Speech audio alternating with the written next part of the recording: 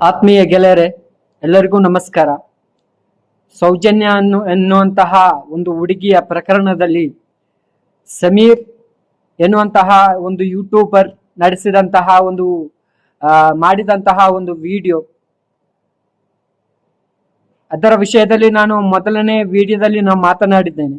ಆದರೆ ಅದೀಗ ಒಂದು ಜಾತಿಯ ಆಧಾರಿತ ಒಂದು ಮುಸಲ್ಮಾನ ಯುವಕ ಮಾತನಾಡಿದಾನೆ ಅಂತ ಹೇಳಿಕೊಂಡು ನಮ್ಮ ಕಿರಿಕೀರ್ತಿ ಅಂತ ಹೇಳುವಂತಹ ಕೆಲವೊಂದು ಗೋಧಿ ಮೀಡಿಯಾದ ಯೂಟ್ಯೂಬರ್ ಅದು ಒಂದು ರಾಜಕೀಯವಾಗಿ ಅಥವಾ ಜಾತಿ ಭೇದವಾಗಿ ಏನೋ ಒಂದು ಭಯೋತ್ಪಾದಕರು ಮಾತನಾಡಿದಂತೆ ಬಿಂಬಿಸುವಂತಹ ನಮ್ಮ ಕಿರಿಕೀರ್ತಿ, ಅದಕ್ಕೆ ಉತ್ತರ ನಾವು ಕೊಡಬೇಕಾದಂತಹ ಅವಶ್ಯಕತೆ ಇಲ್ಲ.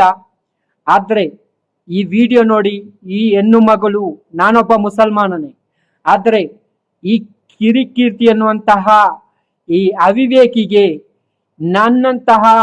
ನನ್ನಂತಹ ವ್ಯಕ್ತಿಗಳು ಮಾತನಾಡಬೇಕಾದಂತಹ ಅವಶ್ಯಕತೆ ಇಲ್ಲ. ಅದಕ್ಕೆ ಬೇಕಾದಂತಹ ರೀತಿಯಲ್ಲಿ ಒಂದು ಹುಡುಗಿ ಮಾತನಾಡಿದ್ದಾರೆ. ಅವರು ಏನು ಮಾತನಾಡಿದ್ದಾರೆ ಅಂತ ನಾವು ನೋಡೋಣ ಬನ್ನಿ.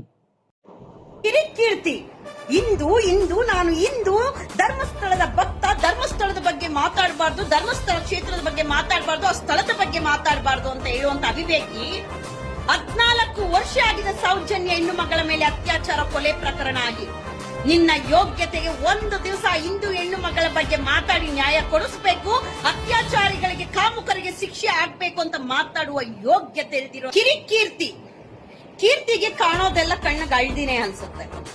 ಸಮೀರ್ ಅನ್ನೋ ಒಂದು ಮುಸ್ಲಿಂ ಹುಡುಗ ಸೌಜನ್ಯ ಅತ್ಯಾಚಾರ ಕೊಲೆ ಪ್ರಕರಣದ ಬಗ್ಗೆ ಯಾರು ಮಾಡ್ದಿರುವಂತ ಸುದ್ದಿ ಜನ ಮನಸ್ಸಲ್ಲಿ ಮನೆಗಳಲ್ಲಿ ರೀಚ್ ಆಗುವಂತ ದೇಶಾದ್ಯಂತ ಸುದ್ದಿ ವೈರಲ್ ಆಯ್ತು ಅಲ್ವಾ?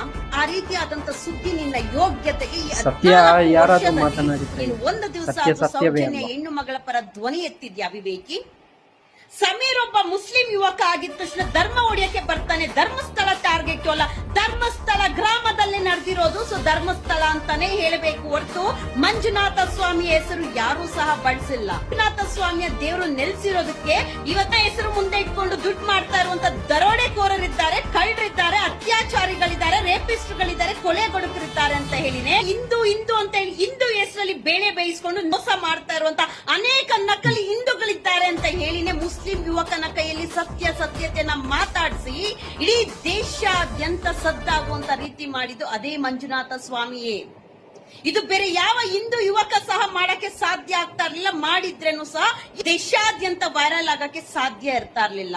ಆ ಒಬ್ಬ ಮುಸ್ಲಿಂ ಯುವಕ ಮಾಡಿದಕ್ಕೆ ಹಿಂದೂ ವಿರೋಧಿ ಅಂತ ಆದ್ರೂ ಸೌಜನ್ಯ ಅತ್ಯಾಚಾರ ಕೊಲೆ ಪ್ರಕರಣ ಪ್ರತಿ ಒಂದು ಮನಸ್ಸು ಮನೆಗೆ ರೀಚ್ ಆಗುವಂತ ಕೆಲಸ, ಕೋಟ್ಯಾಂತರ ಜನರಿಗೆ ರೀಚ್ ಮಾಡುವಂತ ಕೆಲಸ ಅದೇ ಮಂಜುನಾಥ ಸ್ವಾಮಿ ಸಮೀರ್ ಎಂಬ ಯುವಕನಲ್ಲಿ ಶಕ್ತಿ ತುಂಬಿ ಇವತ್ತು ದೇಶಾದ್ಯಂತ ಸೌಜನ್ಯ ಅತ್ಯಾಚಾರ ಕೊಲೆ ಪ್ರಕರಣಕ್ಕೆ ಪ್ರತಿ ಒಬ್ರು ಧ್ವನಿ ಎತ್ತಿ ಆರೋಪಿನ ಕಾಮುಕನನ್ನ ಬಂಧನ ಮಾಡಿ ಅಂತ ಹೇಳಿ ನ್ಯಾಯ ಕೊಡಿಸಲೇಬೇಕು ಅಂತ ಪ್ರತಿ ಒಬ್ರು ಮಾತಾಡ್ತಾ ಇದ್ದಾರೆ.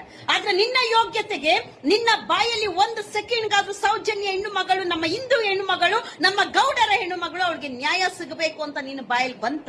ಯಾಕೆ ಹೇಳು? ನೀನು ಪಾಪಿ. ಅದಕ್ಕೋಸ್ಕರನೇ ನಿನಗೆ ಹೆಣ್ಣು ಲಾಯಕ್ಕಿಲ್ಲ ಅಂತ ಹೇಳಿ ನಿನ್ನ ಹೆಂಡತಿನೂ ದೂರ ಮಾಡಿದ್ದು ಅದೇ ದೇವರು. ಇವತ್ತಿಟ್ಕೋ ಮತ್ತೆ ನಿನ್ನ ಜೀವನದಲ್ಲಿ ಒಂದು ಕೆಟ್ಟ ಘಟನೆ ಬಂದೇ ಬರುತ್ತೆ. ಒಂದು ಹೆಣ್ಣು ಹೇಳಿದ್ಲು, ಶಾಪ ಹಾಕಿದ್ಲು ಅಂತ ನೆನಪಿಸ್ಕೋ. ವೆರಿ ಸೂನ್ ಆಗ ಡಿಪ್ರೆಷನ್ ಹೋಗಿದ್ದಲ್ಲ, ಈ ಸಲ ನೀನು ಹೋಗುವಂತ ಡಿಪ್ರೆಷನ್ ನೀನ್ ಯಾವ ತರ ಬೀದಿಗೆ ಬರ್ತೀಯ ಅಂತ ತಿಳ್ಕೊ. ಒಂದು ಹೆಣ್ಣು ಮಗು ಅತ್ಯಾಚಾರ ಕೊಲೆಯಾಗಿ 14 ವರ್ಷ ಆಗಿದ್ರನು 14 ವರ್ಷಕ್ಕೆ ಮುಂಚೆ ನೀನು ಹುಟ್ಟಿದ್ದೆ ಅಲ್ವಾ? ಧ್ವನಿ ಎತ್ತುವ ಯೋಗ್ಯತೆ ಇಲ್ದಿರ ಇರುವಂತ ಕಿರಿಕೀರ್ತಿ, ಸೌಜನ್ಯ ಬಗ್ಗೆ ಮಾತಾಡುವ ಯೋಗ್ಯತೆ ಇಲ್ದಿರುವಂತ ಕಿರಿಕೀರ್ತಿ.